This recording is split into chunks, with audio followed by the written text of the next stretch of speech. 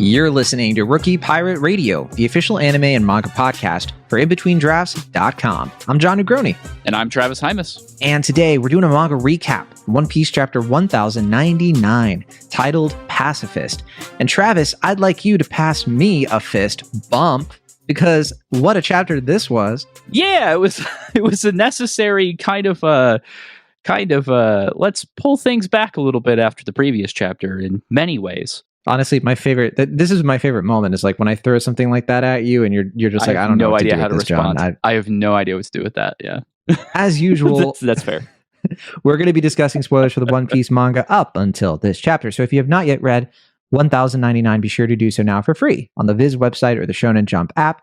We link to that in the show notes. And remember, all new One Piece chapters are available to read for free up to 3 weeks after their official release, or whenever you want if you're subscribed to Shonen Jump, which we are and do recommend. First order of business, oops, Frieren didn't come out. Everybody's upset. I'm upset. Travis is upset. Even Allison Johnson is upset. You know, I was straight up just going to pretend it came out and just be like, oh, cause of there war was in an the issue. Discord. There was like an issue in the upload, so y'all didn't see. I was just going to completely fake it till we made it. Well, at least you admit it. And no, but the truth of it is, the holidays, and we could not have coordinated time. However, we're probably going to be getting some breaks coming up soon. Frieren is on the docket. One other anime that's on the docket I hope we can talk about is for sure Scott Pilgrim Takes Off. I just kind of want to lightly tease, maybe after our manga recap, we talk a little bit about Scott Pilgrim Takes Off and some stuff, and who knows? I mean, now that you've opened the door to that, I will not let you stop me from walking through it. There we go. So yeah, we might be able to do a little bit of that, a little bit of this, a little bit of that. I would say Scott Pilgrim Takes Off deserves its own episode, but we could at least tease and have fun. That's strange, Travis Hymas. I just had this thought. There's a lull. I was like, well, Scott Pilgrim Takes Off, great anime, great TV show. I'd love to talk about it with a community of fans. I don't really have any websites where I can do that. I don't have Twitter or X or whatever the hell that's supposed to be. And let's see, Tumblr's kaput. Well, dang. Well, I guess I'll have to use Slack. May I offer? Well, you're on the right track. I might offer not a website, but an application that you install on your computer. I know it's probably been a while since you've done that. Travis, the salesman over here. Let's hear it. Let's put the pitch. This is an application, little free application you can install called Discord. And unlike Twitter, Discord shut down. Remember, Discord doesn't exist anymore. Travis. No, who told you that? My anime list. I would not. I would double check your source on that, because our Discord is alive and well and asking where the Frieren episode is. It's back. We have Discord again. The best way to communicate with fans of Rookie Pirate Radio, the entire community, and more. And more, not just anime, but everything that In Between Drafts covers. Just recently, we've had a little bit of chats about the Doctor Who 60th anniversary. Posted the first review of those today, as of this recording. Doctor over Who? There. Doctor Who. That's his name. That's the man's name. Is what it says on the business card. Wow. And yeah, having a little bit of chats about that. Hopefully some interesting things come of that. But I mean, if you want to talk about Napoleon, which just came out, or you want to pop over and start doing some Grammy predictions with our music section, you can do all of that in the same place, just with the Discord link in the show notes. It is there. It is available for you. And like I said, Discord's a free app, and unlike Twitter, hasn't completely collapsed on itself yet. So you can go there and drop your hot takes. Sounds exciting, because now I can drop all my unhinged movie reviews on the Discord. The last few have gotten me in trouble, that's for dang sure. They sure have. The mouse has probably paid you a visit at least. Oh, yes. I said that Disney's Wish was a nightmare. And Ballad of Songbirds and Snakes, I had some feelings. And so, when they put me in charge of the film section and In Between Drafts, they didn't say I couldn't not be a terror. My favorite part about you saying that is when you say we, you mean you the whole time. Right. That's true. You did this. That sounds great, Travis. What's kind of funny though, not a lot of people have been talking about it because it's a little bit of a best kept secret. People are like, oh yeah, okay, there's the Discord. Everybody's on the Discord. Everyone's having fun there. Sometimes they want to send us messages on the slide, but not everybody knows about the email address.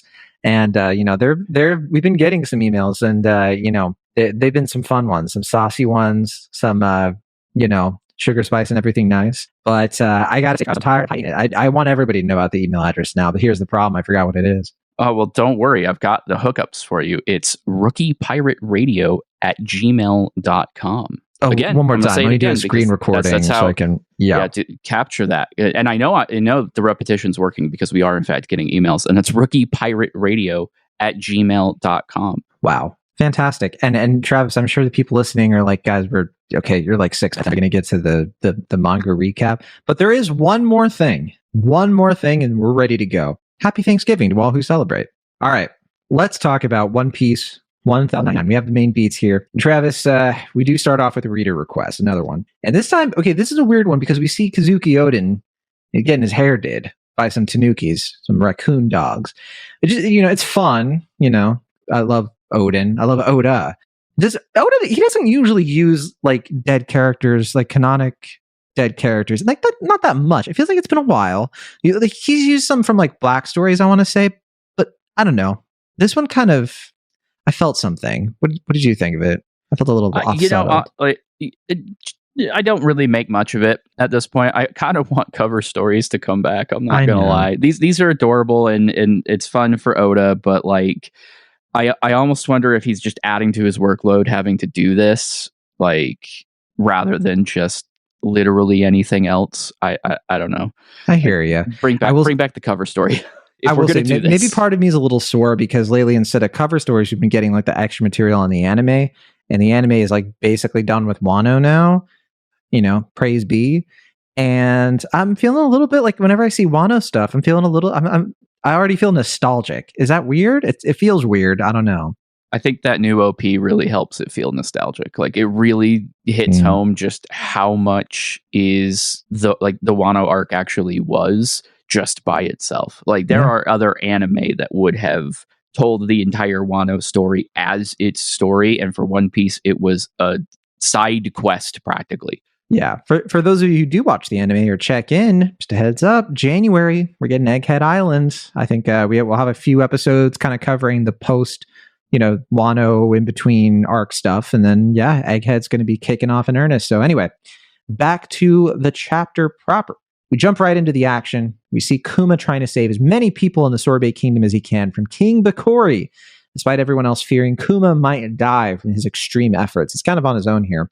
We cut to Bakori saying that he was inspired by a kingdom in the east, so implying the Goa Kingdom, that it did something similarly cruel to its people in order to be praised by the celestial dragons. However, the people begin to mount a furious resistance to the fires raging in the south, and the people are about to be gunned down when Kuma arrives. We quickly see at the same time the wounded are being treated at Kuma's church, and the elders are telling Bonnie to stay inside as she looks out hoping Kuma is safe, despite his peaceful ways, or as she calls it, being a chicken. Which, wow, Bonnie. Precocious, but that's when we see Kuma attack Bakori, despite the evil despot telling him he'll pay dearly if he strikes the king. But Kuma, of course, does not care and unleashes a massive attack, a huge Ursa bubble that the narrator refers to. He calls it an incident, the solo revolution of Sorbet Kingdom. We then transition to Mary Joa, where the Gorosei are discussing the new king in Sorbet, and then the narrator steps in to explain that Kuma reluctantly became the symbolic king, the figurehead of Sorbet Kingdom, at the will of the people that he saved, even though he doesn't want to be the king, doesn't see himself as a king, and he's still living out of the old church. All the actual king politicianing is being left to old Bulldog, which we find out was the king from 2 generations ago, and later we'll find out is Connie's husband, or mother, father, mother, I don't know. Son, yeah. Yeah, there we go. Then out of nowhere, we see Bonnie sprinting around the church in the adult form we normally see her in, and this is a shock to everyone, including Kuma, who at first thinks that she's Jiminy, and she's surprised as well to see that she transformed, and someone asks if she ate a devil fruit. She reverts back to her true age, and someone looks it up as the age fruit, or the Toshi Toshi no Mi. And we even see her practicing how to get older, and at one point, someone thinks she's transformed into Connie, the Queen Dowager, who we should assume at this point is unrelated to Bonnie, despite our theories from not that long ago insisting otherwise. Anyway, Bulldog also arrives and tells Kuma and the gang that King Bakori is coming back and has been spreading lies about Kuma as a wicked dictator who sees the throne with violence by burning villages. So we kind of get our indication, right, that basically the Kuma tyrant thing, as we suspected, was completely made up. Bakori has the world government on his side and is gearing up to return yet again. And the elders are rightfully concerned that he's going to kill all of them this time. But Kuma resolves that he will not let Bakori even step foot in the country again, but he also recognizes that once this happens, once he fights back, he will be seen as a criminal and won't be able to stay in Sorbet Kingdom any longer, which would mean Bulldog has to be this country's Joe Biden, essentially. And Travis, you cannot convince me that this is not what Oda is referencing right now. I'm just saying. We'll get into the beats. I'm going to give you that one because this entire sequence is already a John W. So I'm just going to give it to you 100%. Oops. We see Bonnie in the background trying to make herself look like Connie, which is funny, as Bulldog agrees to take care of Bonnie while Kuma is gone. We cut right to Kuma being spotted by Bakori and the Navy out in open water, but the narrator declares that Kuma off-screened all the ships, so we're probably not going to be able to see any of this actual action until the anime gets to it. Anyway, after all of that, Kuma flees to the sea and a bounty was put on his head that would only get higher and higher over time. But back in Sorbet, Bonnie is upset over his absence, naturally, and she even tells Connie that once she's 10 and cured of her disease, she'll be a pirate too and can turn into a grown-up. We next see Kuma traveling to various islands as a pirate in search of a cure for Bonnie. We don't actually see his crew, but I don't know if we're supposed to assume that he's like a one-man pirate crew, as we've always thought. But anyway, yeah, he's searching for a cure for Bonnie before the disease kills her at age 10. So there's still that time limit, and the fact that Bonnie is still unaware that she's not going to be cured at 10. She will die at 10. And actually, these are some of the islands Kuma will later send the Straw Hats during the Sawadee Archipelago arc. So we see the Torino Kingdom, where Chopper trained with the seemingly primitive inhabitants. Kuragana Island, where we actually see Abdullah and Jeet trying to claim his bounty as pirate hunters, which, by the way, mirrors a certain pirate hunter named Zoro, who would later train in this place with Mihawk. We see Karakuri Island, or Futureland Baltimore, the birthplace of Vegapunk, where Frankie studied Vegapunk's technology. Weatheria, which is the artificial sky island where Nami trained, and then lastly the Boyne Archipelago. Those were the flower-shaped islands where Usopp trained with Heracles, and we even see kind of Heracles in one. We do also get to Tequila Wolf, where Robin was sent originally. Oh yes, left that off by accident. Now, by the way, I was kind of wondering because, like, if I recall, Boyne Archipelago had a forest of gluttony, Ginny, Bonnie, gluttony. And anyway, sometime later, Kuma reunites with the dragon and the revolutionaries, where he grants Bello Betty permission to take over Ginny's position of East Army commander because Dragon wouldn't let anyone else do it unless Kuma was okay with it.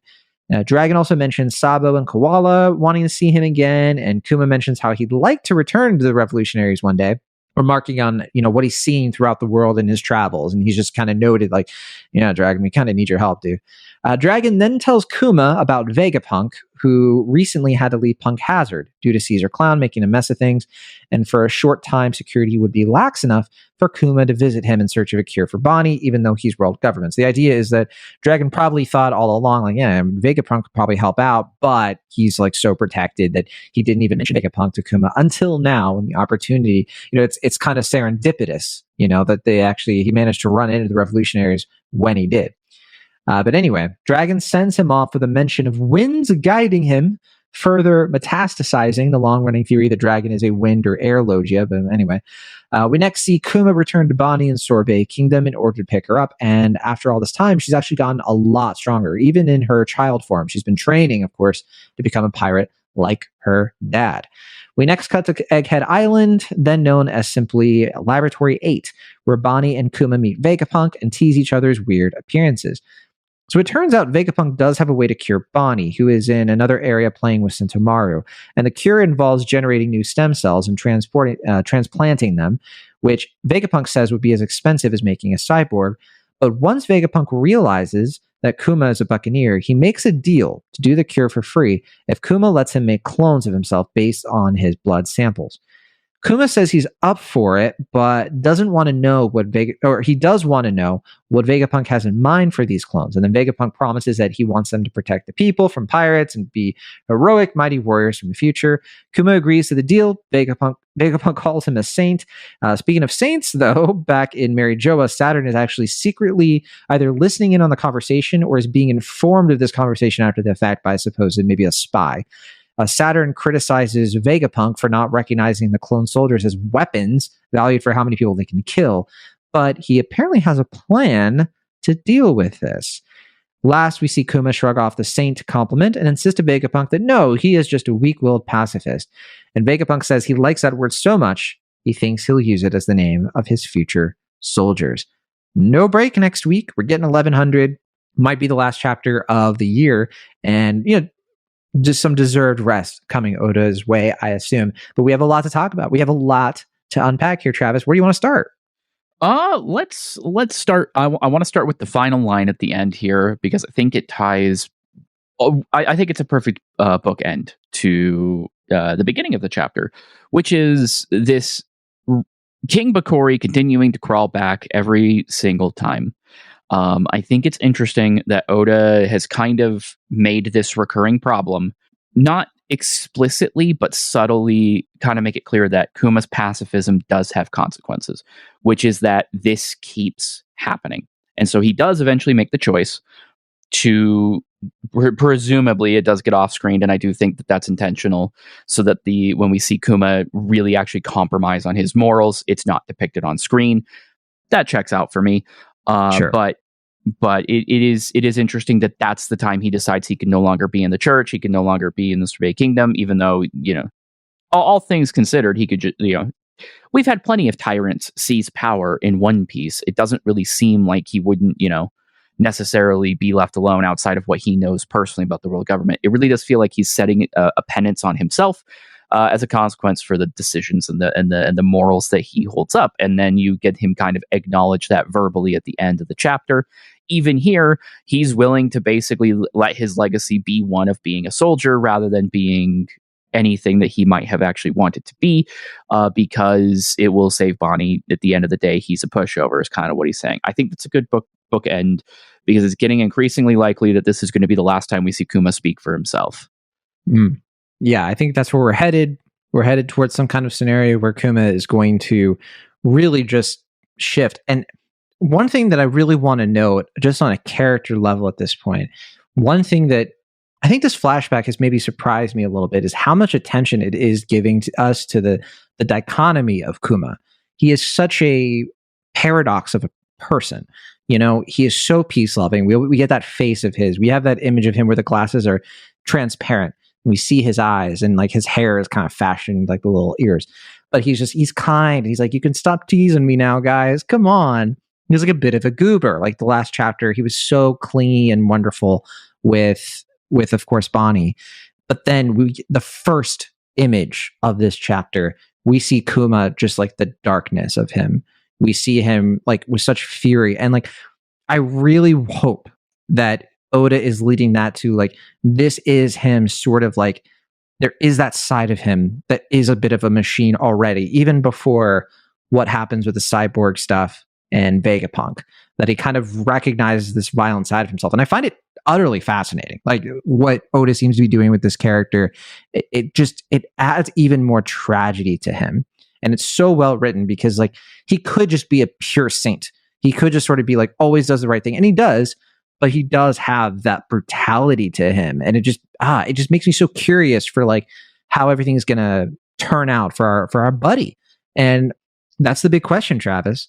Is this it for Kuma? Some people have been questioning it. They've been saying maybe not, maybe so.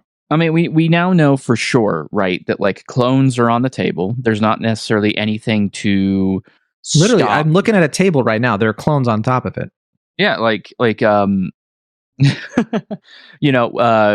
there's nothing to say that like Vegapunk doesn't have like an empty one so to speak, on standby. Notably, this conversation at the end between Vegapunk and Kuma is happening what I believe to be in the exact same room, maybe the exact same conversation, where they discuss the memory bubble originally, about extracting all of that.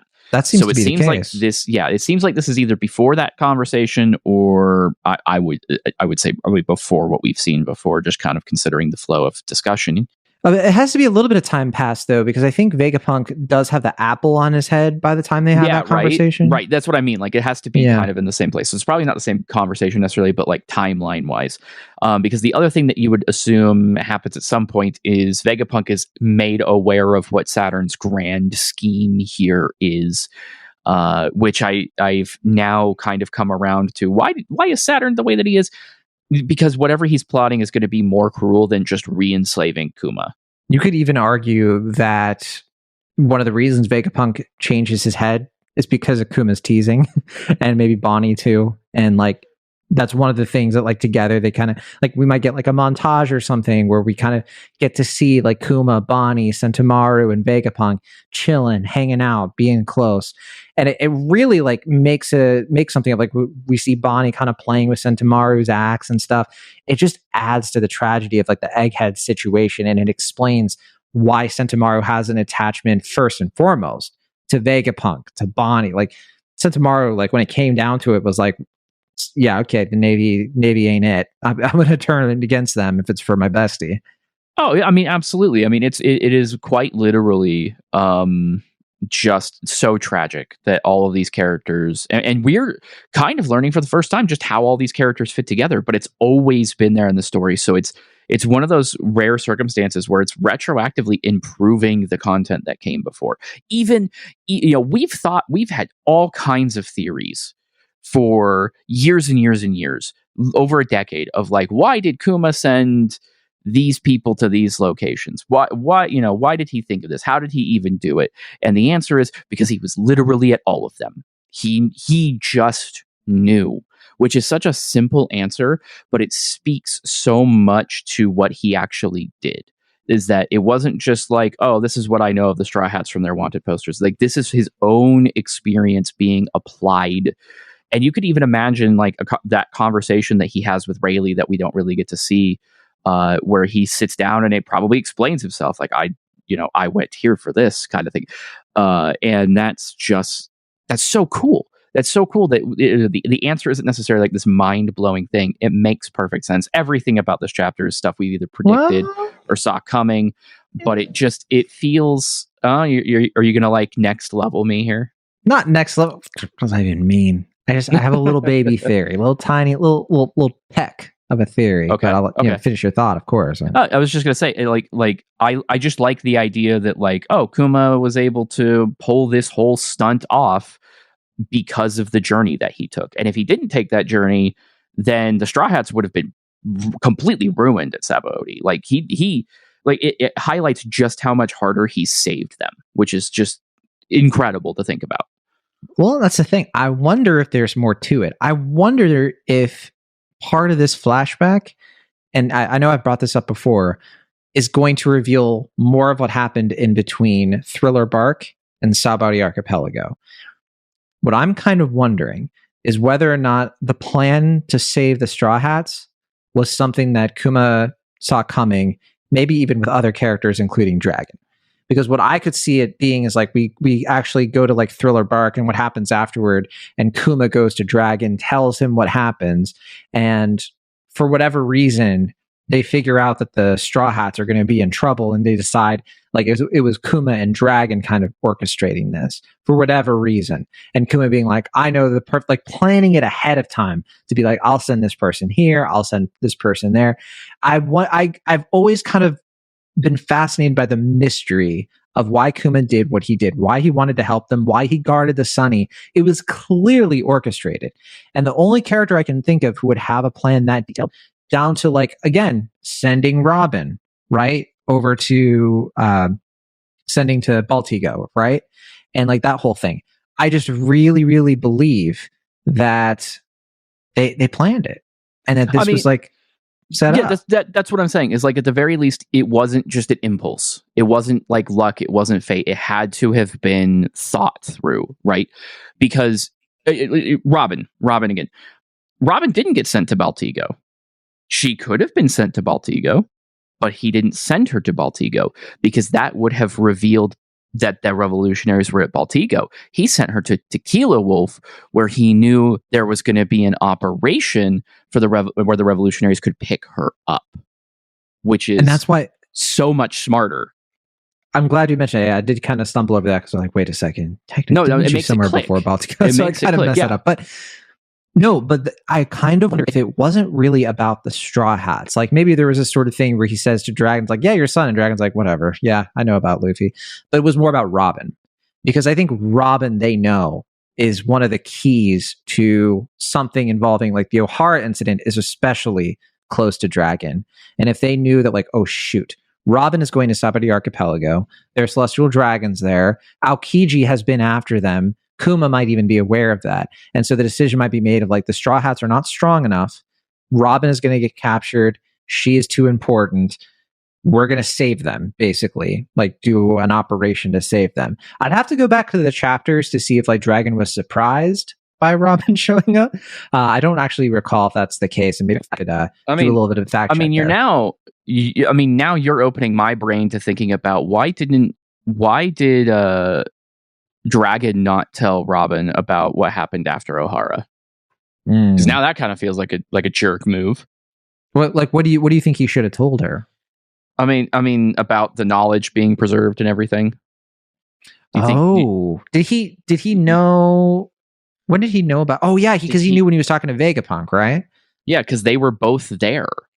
That's interesting. Yeah, that's a good point. I didn't even consider that. Yeah, I'm gonna have to like wrap my brain around that one. That one's. I mean, the answer is because Oda didn't write it yet, right? Yeah, hadn't decided to do that would be probably the answer. I mean, fun thing. The Connie reveal is just kind of played entirely as a joke here, because it's like, yeah, it's a thing I made up, and then I have to make work later.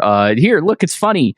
But yeah, now you've got me thinking. Well, yeah, if this was all planned, why didn't Dragon just like get her up to speed beforehand?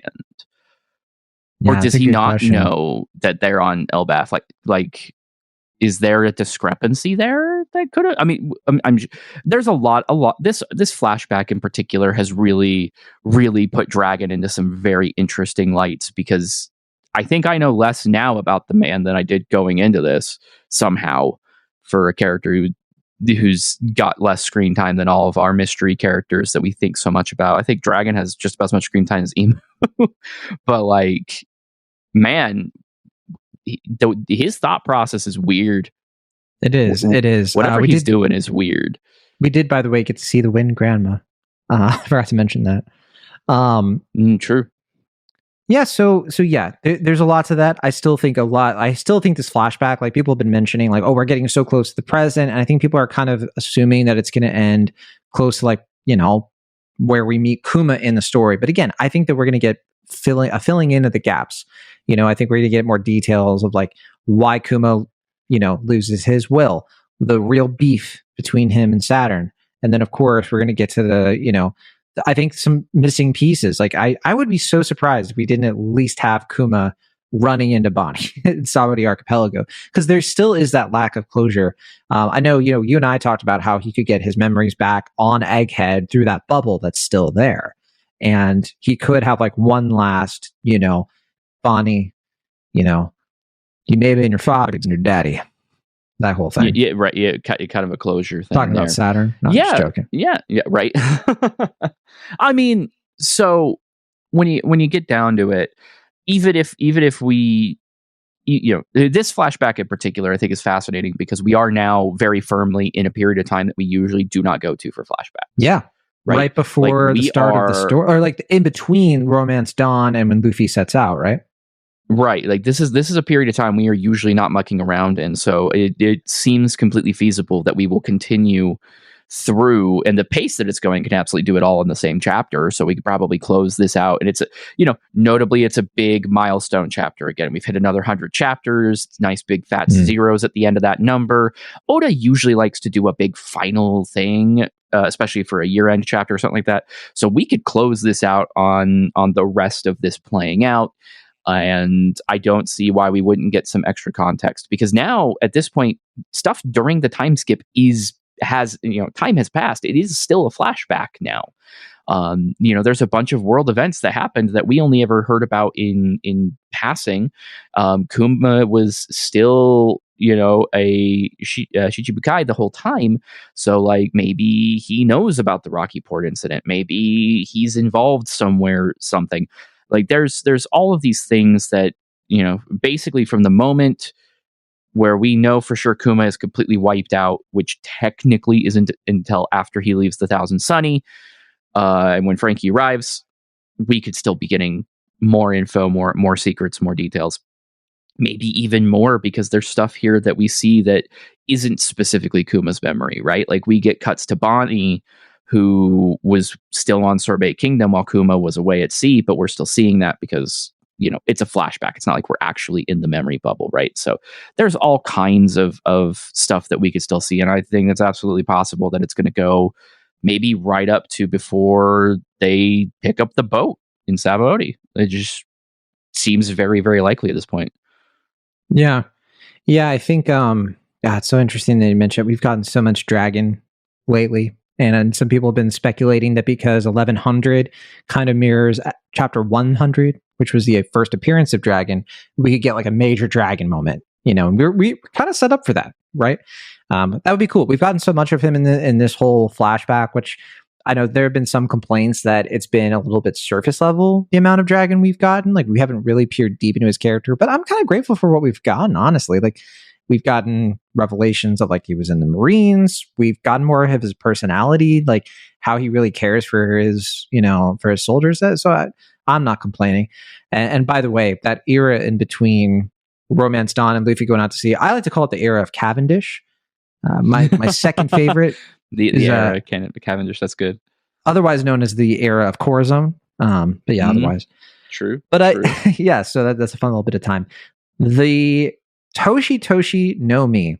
This has been really throwing me off, because when you first read this chapter, I think a lot of people assume the devil fruit's in the church and Bonnie somehow gets a hold of it and eats it. That makes no sense.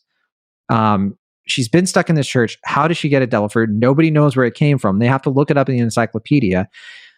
Here's what I brought up. I brought this up in the Discord. I kind of have been wondering if she ate it as a baby. It's something that Ginny gave her, because Ginny was in Mary Joa. Mary Joa is known to have a lot of devil fruits, like especially like really rare and powerful ones. I could absolutely see a case where Ginny stole one somehow and fed it to Bonnie, thinking that it might protect her or something from this disease. A wild guess, but it doesn't. Nothing else seems to make sense. I don't think Oda would be so careless. Like if it was really not important, he could have just said like, oh my gosh, someone left in a devil fruit from, a journey or something. Like someone could have easily explained it in a single square. Like it didn't have to be so random. Like again, we don't see her eat it. We see that she is surprised that she has these powers, right? And it could be one of those things where it didn't manifest until she was old enough. It could be one of those things where like, sometimes devil fruits don't kick in until later. And she's been stuck in, this church. She hasn't been at sea. She wouldn't know that she can't swim or anything like that, right? So I actually think it really tracks. So I'm cracking my knuckles, because this is the meat and potatoes of what I want to talk about.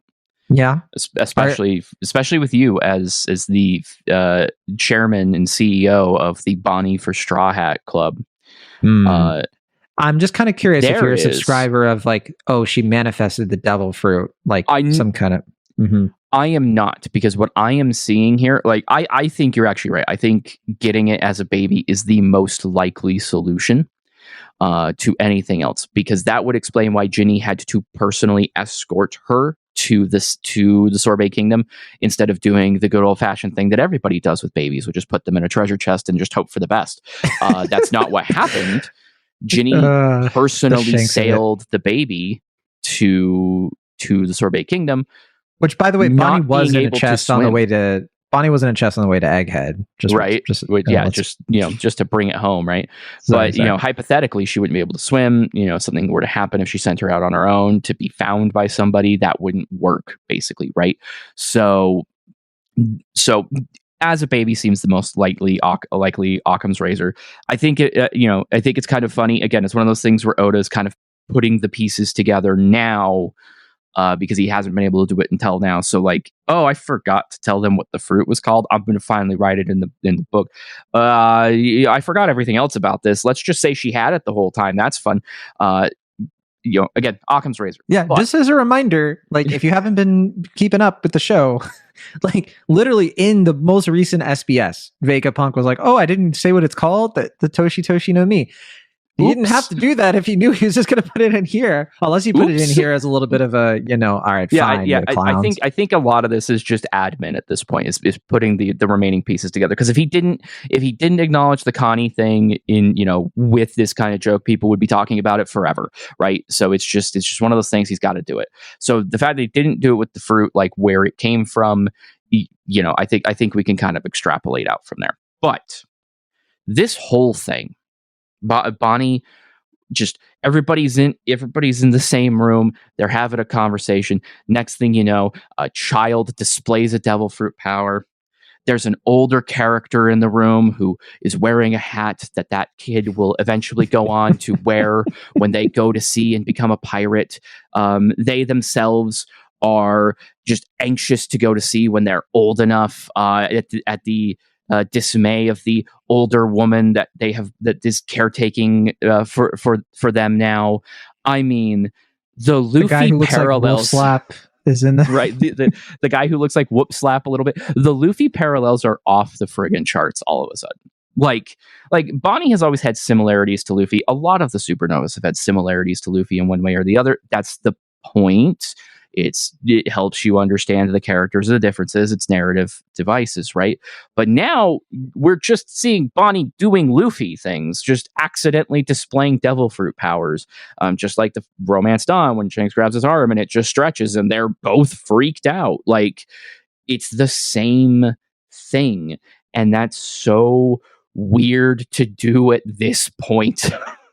I'm not quite sure if it's just for fun or if we're supposed to read more into it. But at this point, Jewelry Bonnie and Monkey D. Luffy have a lot in common, and it cannot be, because Oda is writing it this way, it's not a coincidence, but it's not a coincidence considering the person that outside of her father she might be most excited to see would be the sun god Nika, and wouldn't you know it, there's a devil fruit that'll take care of that for you.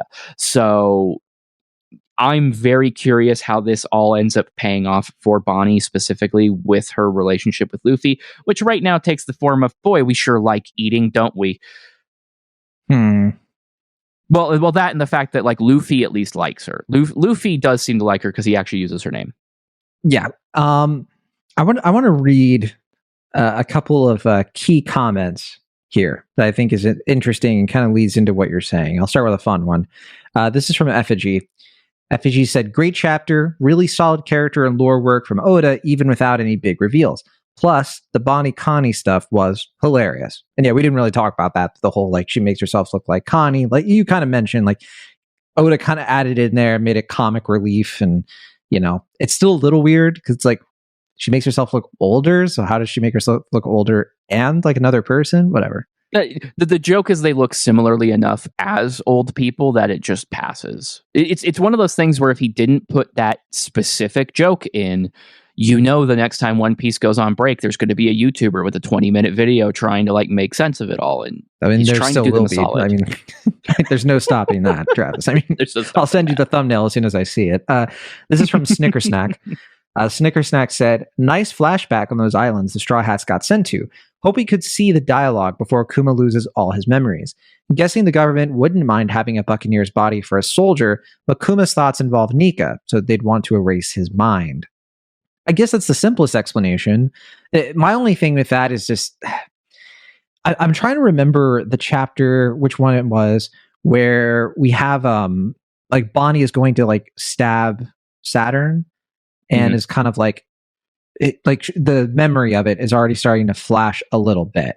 I'd have to look it up maybe. Yeah, but, I know what you're talking about. Like, oh no, you can't do it, Saturn. Where it's Saturn giving the order to erase Kuma's will, right? Yes, I think it's chapter 1094. I'll glance at it real quick, but yeah, I think that's the one, and then I'll try to read this off in a GIF. So yeah, okay, here we go. So Bonnie's going to like stab him, and then she's remembering something. Says, "I gave you an order, Vegapunk," and then Sanji's like, "Don't do it, Bonnie. You'll whatever." And then I think this is Vegapunk saying he must not have. Oh no, Saturn says he must not have any will left. And then Vegapunk says, "But that'll mean Kuma is," and that's all we get. So I don't know. Yeah, it's one of those things where like that's still kind of one of the lingering mysteries is how did we get from this to Kuma specifically becoming a cyborg, becoming one of these soldiers. I got my theory. And whatever it is, I think the motivation at this point is cruelty. I think like the logistics of it, sure, bloodline elements, yada yada yada. I think there's something else to it. I do think there's a layer of cruelty to it. Like we know Saturn is particularly interested in making it hurt for whatever reason. I think it's because he wants the pacifistas to be cold terminators. And I think the idea is that if Kuma still has his will when they clone him, then the pacifistas won't work because they'll be too much like Kuma, right? So maybe because the pacifistas we meet before, while Kuma still has some will, are prototypes, right? But then the Mark IIs, the Mark IIIs, because they were. I think the order is that we've seen it with the Seraphim. Like we've seen that the Seraphim are clones essentially, but they were clones taken when these characters still had a build. So Mihawk's clone, like S Snake, S Hawk, and all them, they still have the personalities, right? And if the clue is that not Vegapunk, Saturn says at the end, these are supposed to be killers. Their value is how many people they can kill, right? So them having the personality of a pacifist goes against Saturn's intentions. And since he's the defense minister dude or whatever, I think he's going to be like, you have to take Kuma's will. And I think you're right that there is also the layer of cruelty because it's Oda. Oda's compounding that motivation. And I think that's what we're going to get. Yeah, it seems pretty reasonable. I think there's a lot of nuance to that, which does beg the question of Esper. Yeah, they sent him back, right? He still had the issue that I guess we can extrapolate. I forget exactly what they said the issue was, but maybe he wasn't fighting because he's still too much of a pacifist. And yeah, that's another thing we could try to look up real quick. But and then I have one last comment. This is from M Joker Boy, and this ties into the Bonnie Straw Hat stuff, I think. So M Joker Boy said, "I knew it. Kuma made a deal with the best doctor scientist in the One Piece world in order to save Bonnie. The intentions of Dr. Vegapunk was pure, and I think he was thinking that creating the pacifistas secretly will be his escape rope from the celestial dragons, but that didn't go well because of Saturn eavesdropping on all their conversations. So much focus on Bonnie and Saturn, Oda really invested extra chapters on Bonnie. If Bonnie won't be part of the Straw Hat crew, I don't see the point why Oda dedicated so many chapters to build her character, and she'll just be a side character, not part of the crew. And Oda always including Saturn in the scenes makes me think that he is the father of Bonnie." I'm still a little bit of I don't think it's going to be the case, but I still like to believe Saturn's the father because it's just it's just so wild and ridiculous. But I do think that we're leaning towards Saturn dying or something huge happening with Saturn because I think as you and I have speculated, it might be Kuma literally using the pain bubble and essentially killing one of the Gorosei because it would be thematically how the story kind of is where it's headed. The only thing that I could see as a wrinkle would be some sort of upset because it's One Piece, and so it might not go exactly that way or might fail or whatever. And then yeah, Travis, I think Bonnie, she would just really fit the crew. I think it's simple as that. You know what part of me even wonders? Part of me kind of wonders if Yamato was supposed to be the 10th crewmate, that not the 10th overall, but the 10th added to the crew. I just really wonder if Oda was actually, nah, because that's going to steal Bonnie's thunder. I'm bringing Bonnie in. You know what I mean? And people have kind of speculated for years that he kind of decides this stuff last minute. It's maybe he thought about Carrot and he was we'll try her out. We'll put her on a trial run, and then he was nah, it's not going to work. But yeah. It's one of those things where, again, I'm I am perfectly content if we just don't get a Straw Hat from here on out. If Jinbei is the last one, what kind of One Piece fan are it's you? appropriate. Yeah, You're content without more Straw Hats joining the fam? I just mean like for the purposes of it, because at this point we just have so many characters running around as is, to the point where a lot of people do have some admittedly valid feedback that some Straw Hats just don't get to shine during these arcs anymore. And some of that is just due to the attention that we have to pay to a whole bunch of other things. I think that is I don't think it's necessarily a negative criticism. I don't think it makes the material bad, but I do think it's valid. That's an observation. At the same time, the character progression for these characters are slow on purpose, right? Like the Straw Hats kind of develop slowly because we have to spend so much more time with them than everybody else. So it's kind of a catch-22. We do all this character development for Bonnie, and so that tells you, oh, she's going to join the crew. To the flip side of that, we know her whole story, and we know, if this does give her the closure with her father, what is her dream? What is her actual motivation? Again, I see a potential future for her where she joins up with Dragon and Sabo more than the Straw Hats, to kind of carry on her mother and father's legacy. That seems just as possible. We've paired her off with Sabo before. Dragon, I don't think Dragon and Bonnie have met. There's no indication at any point that they will have met by the time we get to the end of this flashback. But he is aware of her. If he got one look at her, that there is the very strong chance that would bowl him over, because the least tactical thing we've ever seen Monkey D. Dragon do is not assign a commander to one of his 4 forces out of pure sentimentality, out of pure, I do not want to hurt the feelings of my friend. So you must get his pass. Like, that's the most Monkey D thing Dragon has ever done. And I think that it's completely feasible that we're setting all this up to send Bonnie that way, to still include her in the story, but not necessarily on the Straw Hat ship. But at this point, again, the parallels between her and Luffy are so much that there has to be some reason to do this. Yeah, because I think it's that drive to be a pirate that leads me toward, for Bonnie to accomplish that, to be the pirate who, it becomes a pirate like her father. I do think that it does rest on moving forward with the Straw Hats. I don't see how she can move forward any other way. She doesn't really have a crew anymore. And on her own, she's not as effective. It's like, what would be next for her? It's not like Law and Kid and all of them, like, where they're either just going to be routed and, pull a Hawkins or something, or they're just going to, be eradicated. I just think that Bonnie has to keep moving in the story. Like, so much attention has been paid. It just, I don't know what else you could do. If she does go to the revolutionaries, I feel like that, I don't know. It's just kind of like, she hasn't really been keen to the revolution at all. She's been more sort of like, my dad was a pirate. I was a pirate. My kids will be a pirate. Dang it. This is from Hippo. Hippo wrote this some days ago in the Discord. So Kuma had sent the Straw Hats to places he had visited while searching for a cure to Bonnie's illness. Sick. And I'm assuming sick is not referring to the sick, dude. Not like, Bonnie being sick. Maybe both. Vegapunk is still Vegapunk, so intelligent yet so naive. Also, Connie's secret is finally revealed. She is a completely separate character who is seemingly unrelated to Bonnie. I love the gag with her. Also, F Saturn. All my homies hate Saturn. Like, Saturn just continues to be the worst. And it again, it's like, why would Oda drive this home so hard unless he had a rhyme or a reason to it? And then I wrote this. I said, I've also been wondering if we're going to find out more about a deal Ginny made with the world government, like if she let herself be captured and put into captivity in exchange for Kuma's freedom. And Saturn tells Kuma this at some point, maybe, and strikes a similarly messed up deal with Kuma over Bonnie. So my thinking there is that, like, I'm just kind of wondering if, because we didn't see when Ginny got captured necessarily, like when her forces got defeated at whatever island that was. And I kind of wonder if, like, well, maybe Saturn will tell Kuma, like, Ginny did that, Ginny allowed herself to be captured. Like, he's kind of taunting him almost, and tells him that, Ginny, agreed to do this because she thought she was protecting you. Now, someone else in the Discord, Rick Quedden, said that would be nasty. My only concern is, would Saturn or the world government let Kuma go once he's a slave, knowing he has Buccaneer blood?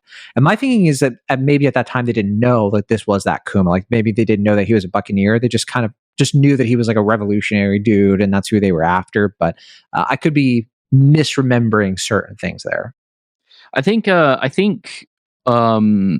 at this point, whatever reporting he's getting from Egghead includes the Buccaneer revelation, if not just the obvious extrapolation of here's this guy, I'm going to clone him. He has the pawpaw fruit. How weird is that? And Saturn knows that last fruit's location because they were both at God Valley and at one point did straight up encounter this one. You know, like that. Because it is Saturn in every single stage of this, I don't think it's one of these things where like something's being pulled over his eyes, or rather, if there is something being pulled over his eyes, we have yet not seen it. Yeah, that's the thing. I just don't know if he's like, because he knew Kuma when Kuma was like a kid, so he just might not be, and Kuma's been hiding and everything. So we'll find out. I could just see it as one of those things where like he figures out something about Kuma, and then Ginny did what she did to protect him. I don't know.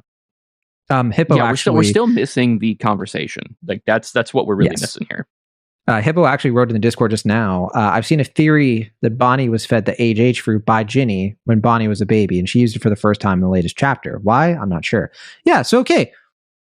All right, there you go. Travis, this theory is backed by not just me, but other people, apparently. Yeah, I mean, it makes the most sense to me as well. I think, again, one of those things where it's Occam's razor. Yeah, I think people are just being rational. They're like, well, when could she have had the fruit? Like, where she would have had it. Yeah. I'm way more interested in the way that it's revealed than I am in the logistics of how she got it. I just love when we're discording in real time. Yeah, that was amazing. I saw that come through, and I was like, "What the timing is that?" That's going to timestamp this whole project. It's not going to age super well when I read the chapter tomorrow. Everybody's going to know exactly when we're recording from here on out, and just like immediately start posting and distracting us. Like that's actually, now that I think about it, I don't think I'll get the raws until Tuesday morning, but we'll see. Why do you got to tease me like that? On the note of Esper, which we discussed before. Yes. That's chapter 1062 that we first see Cypherpool arrive, or en route, I should say, with Esper. And notably, while Rob Lucci calls Esper a giant brat, they don't actually say that there's anything wrong with him. So I'm not 100% of that. Well, do they mean that like nothing wrong with him, like he works? But like he was like, he just says, so we're supposed to return this giant brat to Egghead, then eliminate all the Vegapunks. So it's them discussing the mission. Is that Rob Lucci just being like, oh, he's a kid, he's a giant brat, like, or is there something else? I think there's another chapter where they mentioned something, because I remember something was going on with Esper that like somebody mentioned that like, oh, that we had to bring him back or whatever because he wasn't working or something like that. I couldn't tell you exactly, but pretty sure. Yeah. Side note, I'm rolling back here. I was rolling back to find these chapters, and I'm realizing that like the beginning of Egghead did have cover stories.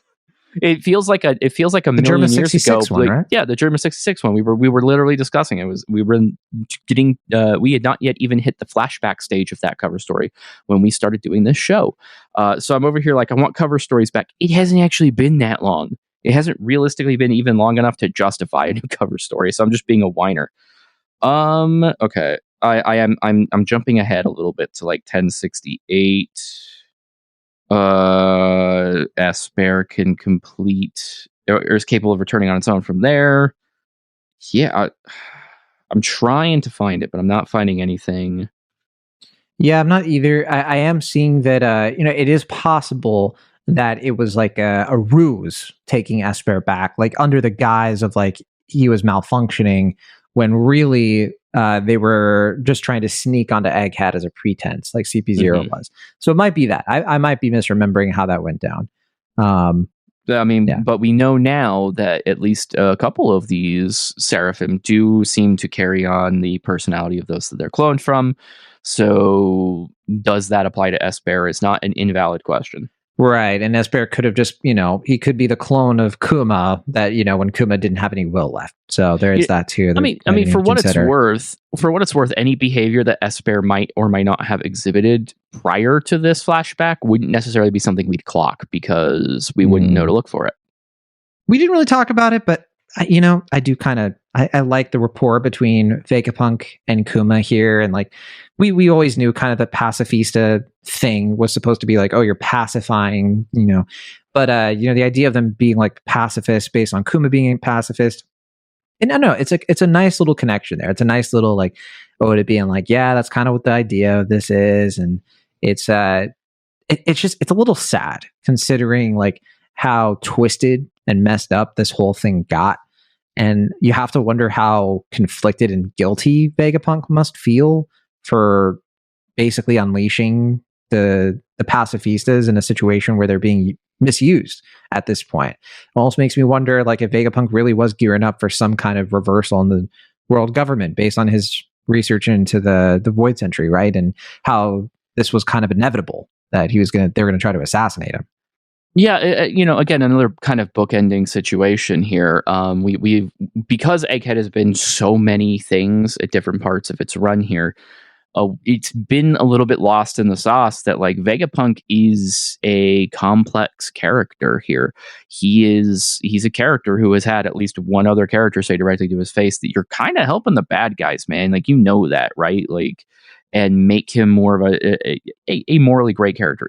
Since he's basically the subject of who we're trying to save, or the Straw Hats are trying to save, I should say.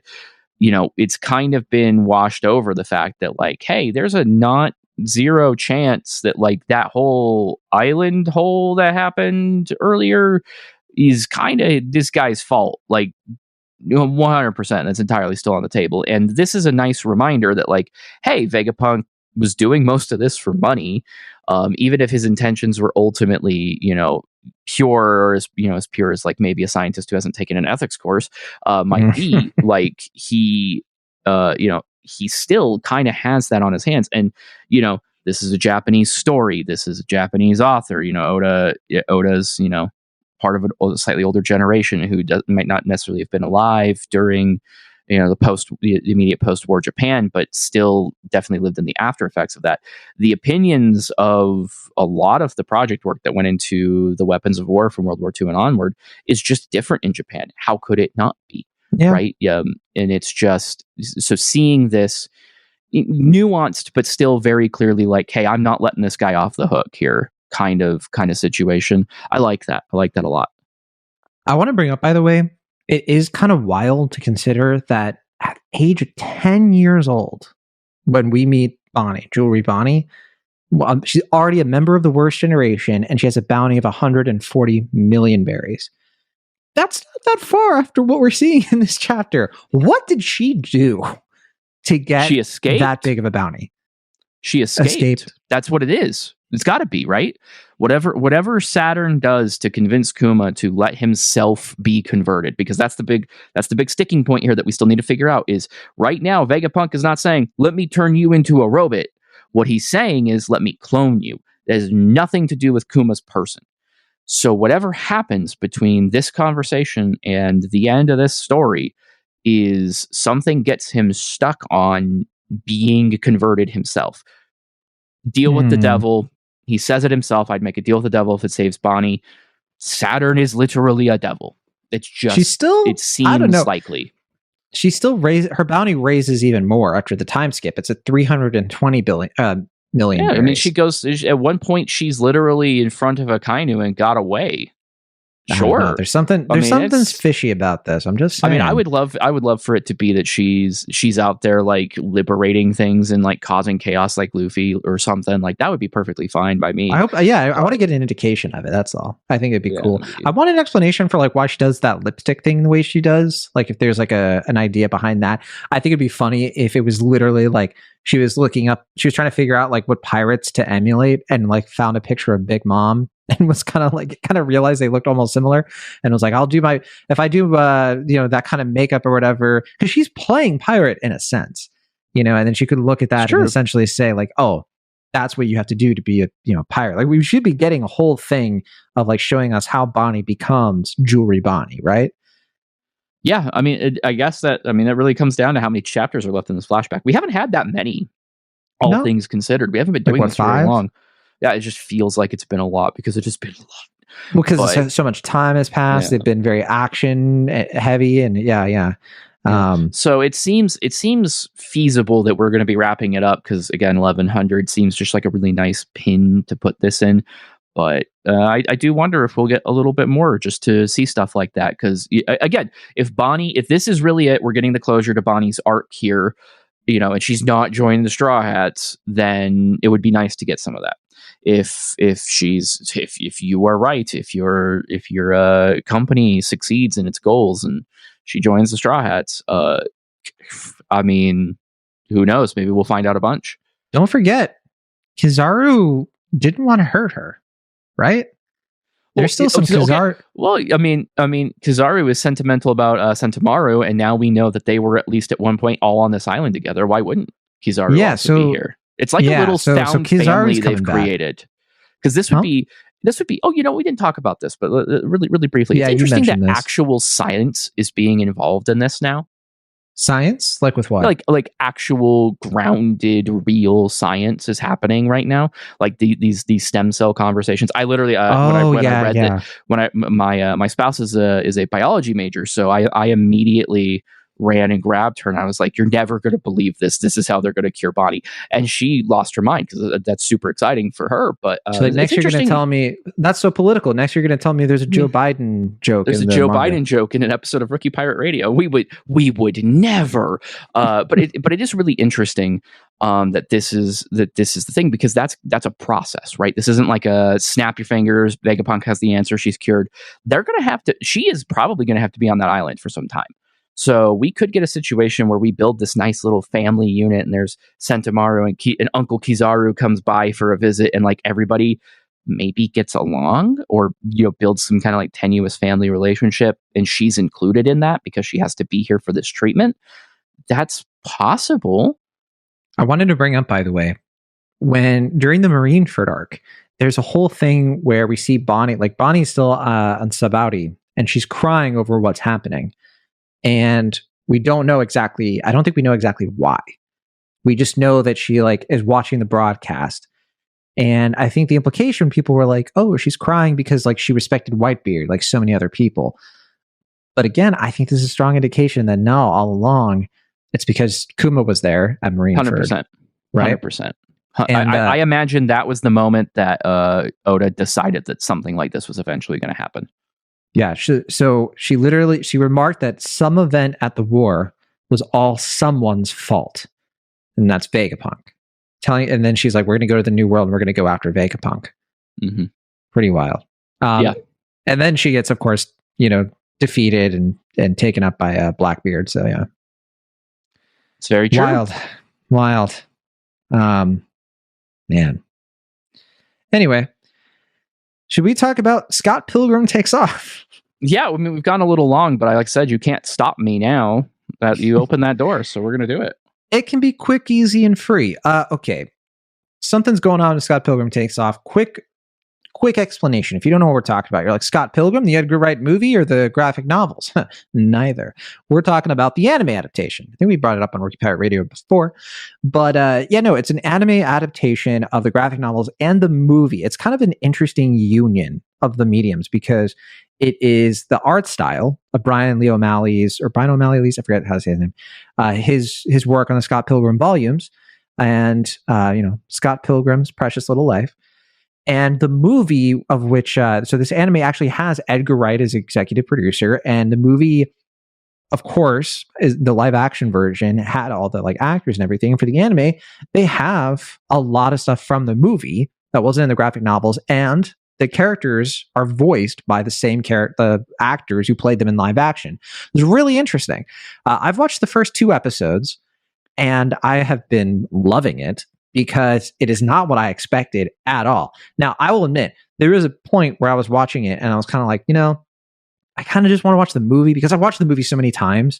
It's kind of hard for me to experience the story a different way at this point. But the first episode did something where I was just like, okay, yes.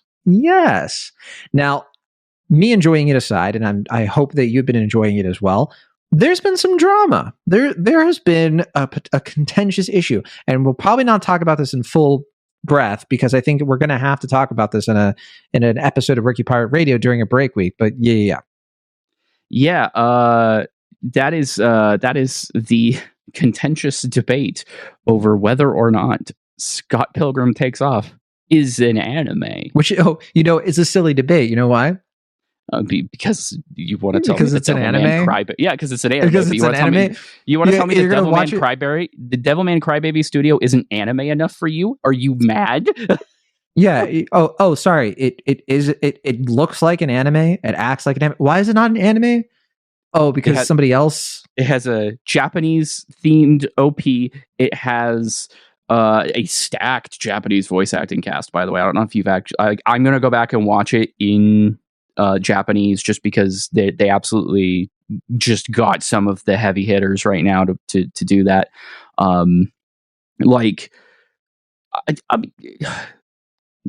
The graphic novel was basically a manga. like it's specifically formatted like one.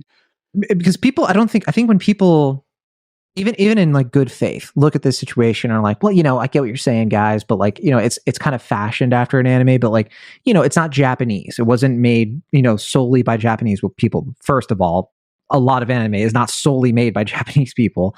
But also, there's more to it than like the zip code or territory time zone of where something is created. Because you can literally have Japanese studios make Hollywood movies. Like, it's a thing. You know why? Because it's a cultural aesthetic.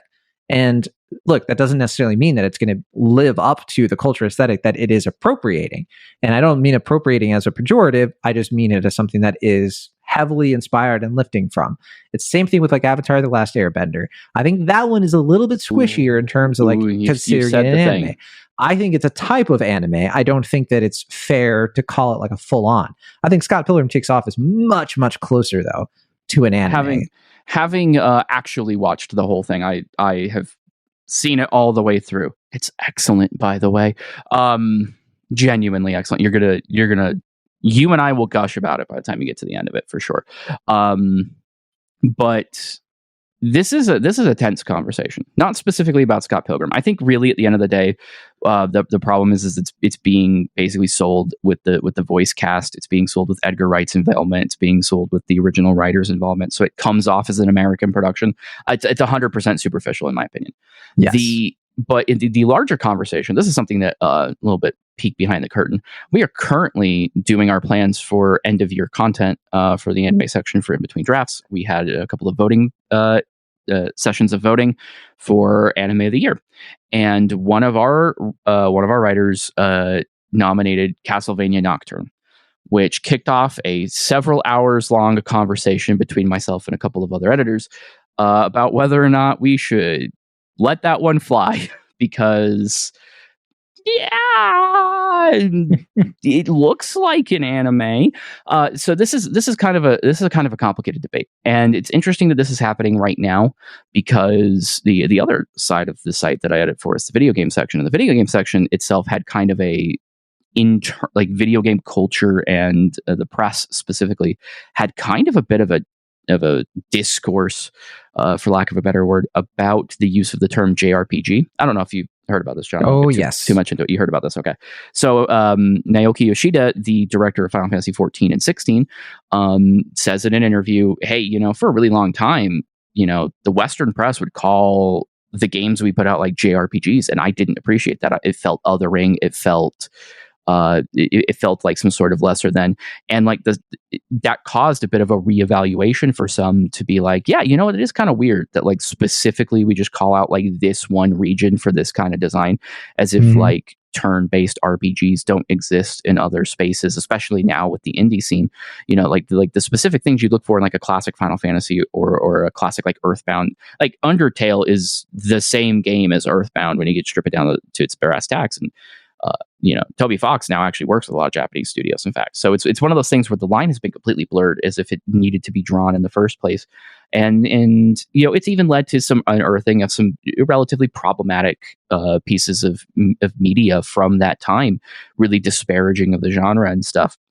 And I've wondered kind of if maybe we're getting to a point where we have to start having that conversation about anime and in terms of how we cover it, how we discuss it. Not necessarily saying that like we should all of a sudden start treating like Steven Universe as an anime. I think it's anime inspired, but it's handled entirely different than like an anime production. Agreed. Yeah. But at the same time, right now, one of the strongest output studios in this particular medium is MAPPA, and the way that they make this stuff is just untenable and unethical. So maybe just like this is the way that it has to be isn't a good thing even. So this is we could go on and on about this. It is kind of a larger nuanced conversation, but in any case, Scott Pilgrim Takes Off is one of the most animes I've seen all year long. It was fantastic. So the only complaint that I genuinely have about it, 100%, I'm going to actually do a full review for the site. But the thing that I really hate is number one, Netflix. I really wish Netflix did weekly releases for more content, because you've only watched 2 episodes, and I kind of envy you because you get to now spend some time thinking about those 2 episodes instead of just immediately going to the next ones. But also, it's one of those things where I wish they had released it earlier in the year so more people would have watched it, because we had to do our voting for the end of the year stuff. And I was like, the cutoff is the 17th. And then like 2 weeks later, they're like, Scott Pilgrim releases on 17th. And I'm like, oh, I'm going to be cutting it real close. I got to jam that whole show in before I send my ballot in. Awesome. Cool. So I did, but not everybody got a chance to. So it just kind of sucks. But I mean, if those are the things that I'm complaining about, excellent series. Like, it's kind of amazing that Netflix has kind of got at least 2 of the best anime of the year on its platform this year. That's buck wild to me. Netflix has come a long way, and it's regrettable because I don't like watching anime on Netflix for reasons that dig at something that has nothing to do with, details, tangible, like a certifiable thing that I can complain about. It really just comes down to, I like to watch anime on Crunchyroll more. Like, that's always been my experience. Which is nuts because you hate the Crunchyroll app. Well, sure. Who doesn't? But True. I mean, I like all my things to be in one place. That's, the autism comes in when it comes in. But look, when it comes down to it, this reminds me so much of the book world and literary stuff, because it's the same kind of thing where people complain of like, you're calling this sci-fi when it's really fantasy. You're calling this fantasy when it's really sci-fantasy or romantasy. And when it comes down to it, like young adult books versus middle grade books versus this is new adult, this is adult. These are just tools that we're using as shorthand. When it comes down to it, it does not technically matter all that much whether or not somebody thinks Scott Pilgrim Takes Off is an anime or they think Harry Potter is YA. Who cares? All it really comes down to is like, you're just trying to do something that bookstores were doing for generations, which is making it easier for you to find the thing that you want, which is like, oh yeah, this is the kind of thing I want, and I'm using keywords to get there. Brandon Sanderson was just talking about this a little bit on YouTube. I forget, he was talking to somebody and was talking about how like that used to really like the industry always changes. And when, books or shows, movies and genres kind of evolve and they blend, we're kind of moving more toward that sort of democratic hybriding of different things, where you can have something like Scott Pilgrim Takes Off, which is not a pure, whatever that means, anime in the sense that, it doesn't have all the, bells and whistles of something that was made in Osaka. But it is, for all intents and purposes, an anime product. It's really what it comes down to. And it's for people who like anime and who like Scott Pilgrim and like want to see both put together. And that doesn't necessarily mean that like we can't distinguish that, like, yeah, it's different from like traditional anime, but it's all a Venn diagram kind of thing. And when it comes down to it, it's being marketed toward people who like that aesthetic. Why wouldn't it be? Because it's what it is. So like, that's why to me, it's just so silly to just be like, well, it's not an anime. It's like, it's anime. It's for people who like anime. There you go. And it's like, it doesn't have to be exactly like Demon Slayer for you to, kind of recognize it, to the point where like, sure, you could totally see like an American studio continue to get closer and closer to just creating stuff that looks, feels, and behaves like anime. We've come really close to that kind of thing with things like, what was it, Yasuke or whatever it was, I forget exactly what, Yasuka, whatever it was. It was like a Netflix show where like they had like American voice actors. It was an anime, but it was also like, I think mostly like maybe it was like Lakeith Stanfield produced it. I don't even remember, but stuff like that. Yeah, I know what you're talking about. And also, like, anime continuously is being used as like a not an aesthetic, but like the kind of precepts of anime and manga, the storytelling rules of that type of story, which are huge. Like, you can't distill it down simply, but we're seeing more and more people who are raised on anime like you and me, who, like, before our generation, it was extremely hard to find anime in the West. Like, this is the age of like Robotech and stuff. So, like, you had some things, but like it definitely is nothing like what millennials, Gen Z, and Gen Alpha are able to enjoy these days. And we're seeing that echo into culture. We're seeing it echo into movies like Creed 3, where Michael B. Jordan, the director and star of that movie, is like, yeah, I base a lot of this stuff off of anime. Here are exact scenes where I use like anime that I grew up with to kind of tell this story. Yeah, sure, my character and the Jonathan Majors character, are completely modeled after Naruto and Sasuke. This is just going to keep happening. And a lot of it's going to be marketing weirdness. It's going to be like, I made it like because like an anime, because they think that'll get people to watch it. It's going to be collaborations with the LA Rams and Toei for a One Piece day. Oh boy, how long were you holding on to that one? That was as soon as you started going down this road, I was like, I got to talk about the LA Rams. Let me tell you. now that we have LA ranted, I'm going to call it if you are. I got a lot off my chest. I want to stress that last part was not a joke. That's a real thing. Yes, it is. But other than that, I'm good. Yeah. Thank you so much for listening to Rookie Pirate Radio. It's going to be a busy month. A lot of stuff going on. If you're a fan of Rookie Pirate Radio, but you like other stuff, don't forget we have our Discord. It is award season. Travis, I am neck deep in screeners. And so I would just say that if you would also like movies and things like that, you can always subscribe to Cinemaholics as well. Travis, if you did another podcast, because I got 3 going on right now, I'm tired. Travis, what's your second podcast gonna be? Is it gonna be a video game podcast? What's it called? I mean, it would have to be. It would have to be The Joy of Sticks. But something. It would be probably dragging Evan in and tricking him into a situation where I can record him on audio, asking him directly if he thinks Metroid Prime 4 is ever going to come out. Just to I like how you start with something that energy. Specific. Yeah. He doesn't listen to these manga recaps. He only does the other episodes, so he will never know that that's my evil plan. But I maybe a link in the show notes just to this section since it's not manga spoilery, and he can. If that's a thing that people want, hey, Discord, let us know. That's right. Thank you. You can always go in the Discord, and we'll find you there. But yeah, that'll do it for us this week. See you on the next one.